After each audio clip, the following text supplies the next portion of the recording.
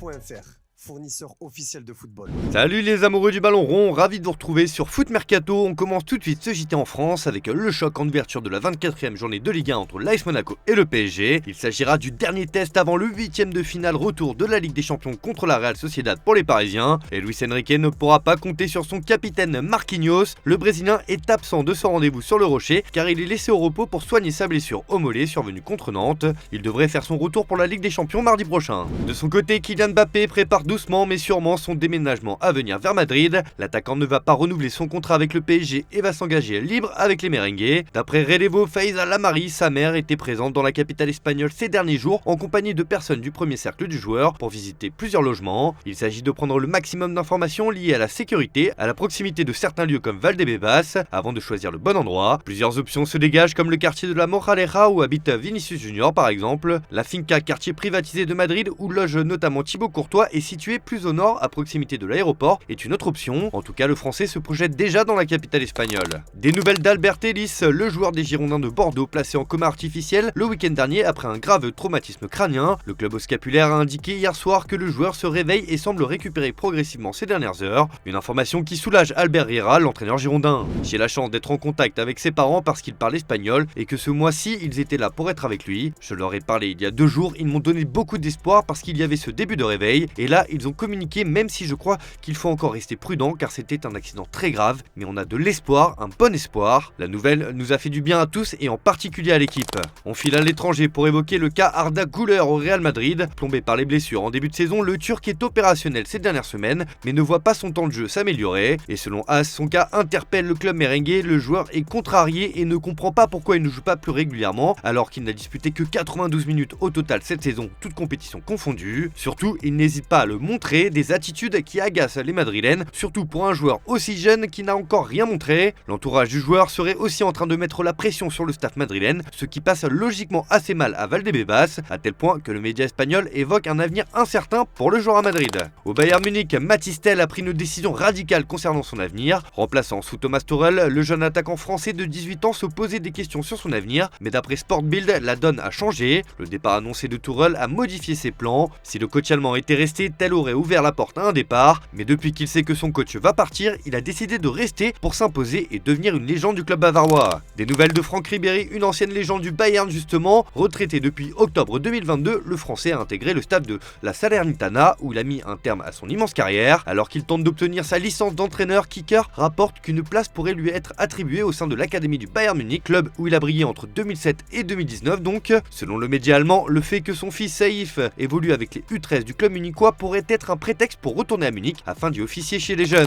Alors que le PSG va perdre Kylian Mbappé cet été, le club de la capitale est à la recherche d'une star pour combler le vide et le nom de Raphaël Leao revient avec insistance du côté de la capitale française. Mais déloger le portugais de l'AC Milan sera une tâche ardue car dans son autobiographie, l'attaquant a justifié sa prolongation avec les Rossoneri jusqu'en 2028. Cela a pris du temps mais en signant mes pensées étaient claires, ce n'est pas un pacte économique mais un pacte d'amour. Tout le monde aimerait jouer pour Milan, je voulais rester pour terminer une période de croissance que j'avais commencé et montrer tout ce que je pouvais encore donner en tant que footballeur et en tant qu'homme, écrit-il dans son livre. Au cœur d'une saison galère après son titre de champion l'année dernière, le Napoli risque d'être pillé cet été et le grand départ de l'effectif napolitain sera sûrement Victor Osimhen malgré sa prolongation de contrat jusqu'en 2026. Dans ce cas de figure, le club du Vésuve lui cherche déjà son successeur. D'après le Corriere dello Sport, Naples se pencherait sur Sébastien Szymanski qui évolue à Fenerbahçe. Déjà suivi depuis quelques temps, le Napoli pourrait accélérer les négociations dans les prochains mois. C'est la bombe du jour attendue depuis quelques semaines déjà, Paul Pogba connaît sa sanction. Le français sera éloigné pour une durée de 4 ans dans l'affaire du test positif à la testostérone. Le milieu de terrain français devait trouver un accord avec les instances italiennes pour ainsi prouver la non-intentionnalité de la prise du produit, ce qui l'empêchait ainsi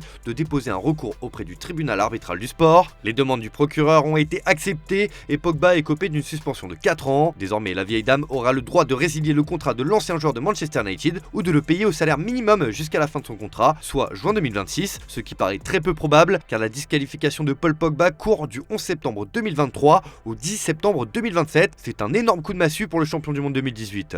D'ailleurs, le joueur de 30 ans est sorti du silence sur Instagram concernant sa lourde suspension. Choqué et triste, la pioche a annoncé faire appel de cette décision. J'ai été informé aujourd'hui de la décision du tribunal national antidopage et je pense que le verdict est incorrect. Je suis triste, choqué et j'ai le cœur brisé de voir que tout ce que j'ai construit au cours de ma carrière de joueur professionnel m'a été enlevé. Lorsque je serai libre de toute restriction légale, toute l'histoire sera révélée. Mais je n'ai jamais pris sciemment ou délibérément des complots qui violent les règlements antidopage. En tant qu'athlète professionnel, je ne ferai jamais rien pour améliorer mes performances en utilisant des substances interdites et je n'ai jamais manqué de respect ou triché envers les autres athlètes et des supporters des équipes pour lesquelles j'ai joué ou contre lesquelles j'ai joué. En conséquence de la décision annoncée aujourd'hui, je ferai appel devant le tribunal arbitral du sport. Cette affaire est donc loin d'être terminée. L'élimination prématurée de l'Algérie à la CAN continue de faire des dégâts. Djamel Belmadi est désormais parti. La sélection algérienne a un nouveau sélectionneur. En effet, la Fédération algérienne de football a annoncé ce jeudi la finalisation de l'accord désignant le nouveau sélectionneur national. Et c'est l'entraîneur bosniaque Vladimir Petkovic qui a été nommé. Il doit se rendre à Alger ce dimanche. Ancien sélectionneur de la Suisse, bourreau des Bleus à l'Euro 2021, le coach de 60 ans qui a entraîné plusieurs écuries helvètes ainsi qu'en Turquie, en Italie et en France aura pour mission de mener les Fennecs à la CAN 2025 ainsi qu'à la Coupe du Monde 2026.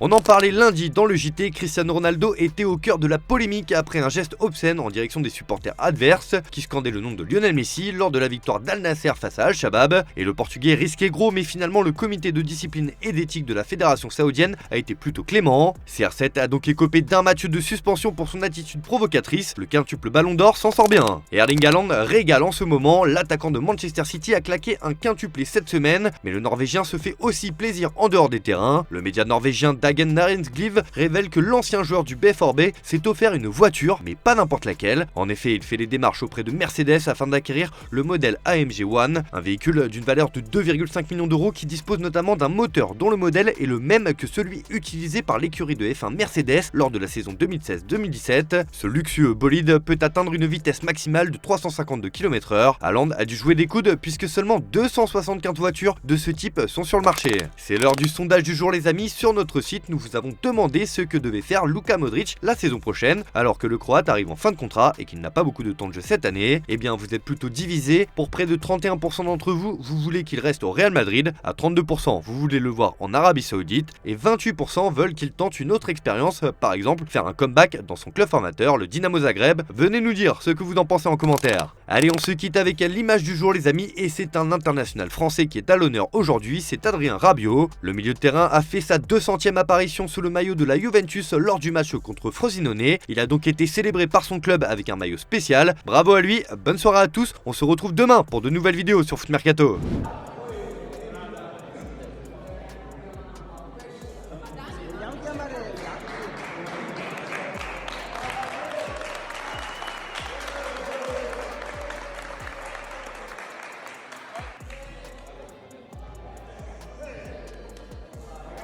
Chavale!